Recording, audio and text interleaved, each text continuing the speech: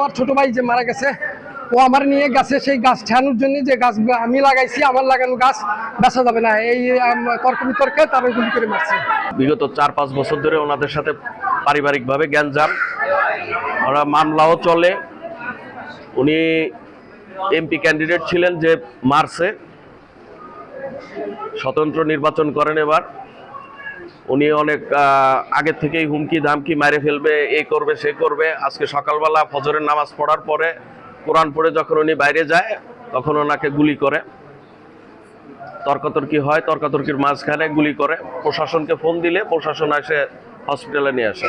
কয়েকদিন ধরে এই এলাকার যে ওদের নিজস্ব সম্পত্তির গাছগাছালি কাটা নিয়ে উনি এককভাবে গাছগুলো কাটতেছিল, অথচ শরিকদারের সম্পত্তি। এরা অন্যান্য ওই ভাই বলতেছিল যে আমরা বসে আলোচনা করে কে কয়টা গাছ পাবে, কি অসুবিধা, তারপরে আপনারটা আপনি নেন, আমাকেটা আমরা নেই, আপনি ইচ্ছাকৃতভাবে যেটা পছন্দ হচ্ছে সেটা আপনি কেটে নিয়ে যাচ্ছেন, এটা তো ঠিক না।